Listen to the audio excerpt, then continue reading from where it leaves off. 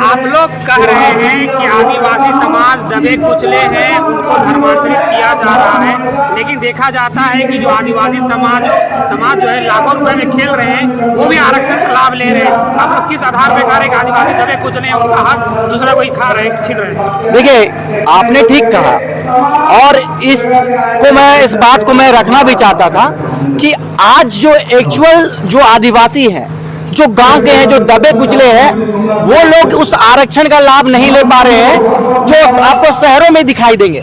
आज आप देखिएगा कहीं भी आंदोलन होता है, उस आंदोलन में कौन से लोग जाते हैं? गांव से जाते हैं। जो लोग नहीं पढ़े लिखे हैं वे लोग भी जा रहे हैं, जो कम पढ़े लिखे हैं वे भी जा रहे हैं, लेकिन जो ज्यादा पढ़े लिख लिए हैं वे लोग उस आंदोलन में नहीं आ रहे। आप देखिएगा आज हमारे 4-5 भाई जो शहीद हो गए इस आंदोलन अपनी आवाज को उठाने के लिए, वे कहां से आए थे? वे एक छोटे से पूरे सुदूर इलाकों से, जंगलों के बीच के गांव से आए थे। लेकिन वहीं आप देखिएगा लाखों लाख की भीड़ की संख्या जब आंदोलन में जुटती है, तब आपको वो शहरी इलाकों वाले लोग नहीं दिखाई देंगे, कोई नौकरी पेशा करने वाले कोई बेटा बेटी नजर नहीं आएंगे। तो क्या ये लड़ाई जो है, ये हक अधिकार की लड़ाई है, अगर ये बचेगा तो क्या उनके बाल बच्चों को नहीं मिलेगा? क्या ये तो सबके लिए लड़ाई हो रहा है, तो उनको निकलना चाहिए।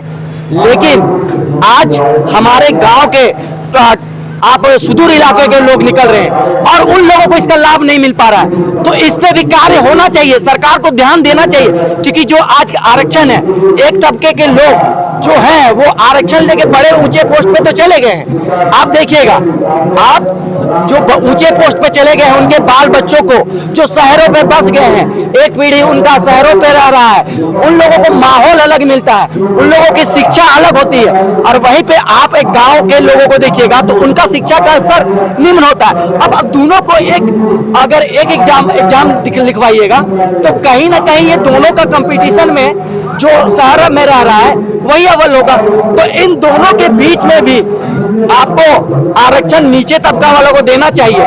ये होना चाहिए, जो क्रीमी लेयर वाला कॉन्सेप्ट है ये आदिवासियों में भी होना चाहिए, क्योंकि आप एक जो शहर में जो 10वीं पास किया है और जो एक गांव में जो सुदूर इलाकों में 10वीं पास किया है, वो दोनों का बराबरी मैच करवाइएगा तो वो बराबरी नहीं होगा। तो मैं चाहूंगा कि इस पे भी आवाज लोग उठाए, क्योंकि आज हक अधिकार के लिए गांव के लोग आते हैं, शहर के लोग नहीं आते हैं, शहर के बाल बच्चे लोग नहीं आते। आप देख लीजिएगा कहीं पे भी ये आंकड़ा आप देख लीजिएगा।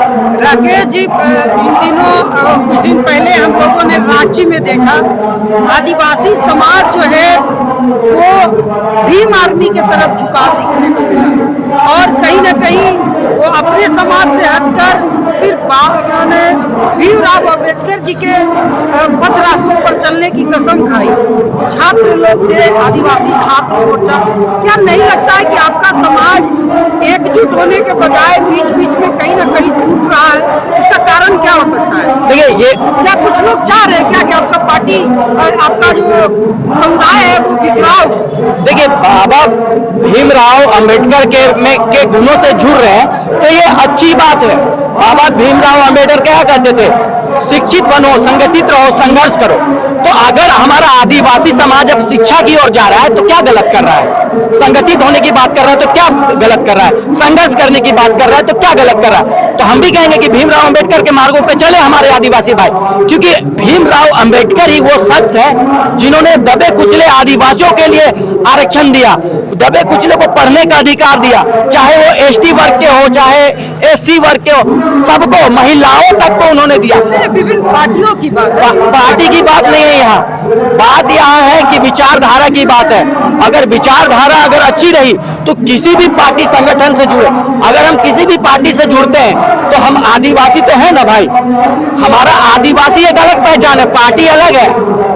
आदिवासियत अपनी जगह है, पार्टी अलग जगह है। जो आदिवासियों का आक्रोश रैली है वो आज गुमला आपके जिला पहुंच गया है, क्या कहेंगे आज इस महारैली के अवसर पर? यहाँ से क्या संदेश है? देखिए, यही संदेश जा रहा है कि आदिवासी अभी जागृत हो चुका है, जाग चुका है, अपने हक अधिकार की बात करने लग चुका है। अगर उसके हक अधिकार पे सेंधमारी किया जाएगा तो अब हमारा जो आदिवासी समाज है वो चुप नहीं रहेगा। वो हमेशा अगर 10 दिन अगर रैली पे बुलाएगा तो लोग आएंगे, अपनी हक अधिकार के लिए आवाज को उठाएंगे और आ भी रहे हैं। और आना अच्छी बात है। मैं कहूंगा जो समाज के जो ऊंचे तबके के लोग हैं, जो शहर में बैठ चुके हैं, जिनको एक्चुअल में जो आरक्षण का लाभ है, जो लोग लेते हैं, जो लोग नहीं निकलते हैं, आप लोग निकलिए, नहीं तो हमारा लड़ाई आपसे भी होगा। क्यों? क्योंकि आप हक अधिकार लेते हैं, लेकिन आदिवासियों की हक अधिकार की लड़ाई लड़ने की जब बात होती है तो आप घर में दबे रहते हैं, घर में सोए रहते हैं, घर में बैठे रहते हैं। एक सवाल और, आज यहाँ आपके मंच से कहा गया कि 31 तारीख को जो गुमला में रैली हुआ था वो नकली आदिवासी थे, आज असली आदिवासी, असली कौन है, नकली कौन है? देखिए, ये मंच में किसने क्या कहा इसका मैं जवाब नहीं दे सकता हूँ। असली आदिवासी वही है जो आदिवासियों को फॉलो कर रहे हैं। अब कौन क्या कहा उससे उस सवाल को पूछिएगा, वो ज्यादा बेहतर जवाब नहीं मिल रहा है कुर्मी समाज के लोगों को आप लोगों पे दंड कसने के लिए। देखिए, रंग इसमें नहीं है। देखिए, लोग रुष्ट होते हैं, जैसे कि अभी आप कुर्मी में है समुदाय में ले लीजिए, दो पार्टी के लोग हैं, सुदेश महतो और जयराम महतो। कुछ लोग उनको कह रहे हैं कुर्मी के सबसे बड़ा नेता, कोई लोग जयराम महतो को कह रहे हैं, कोई सुदेश महतो को।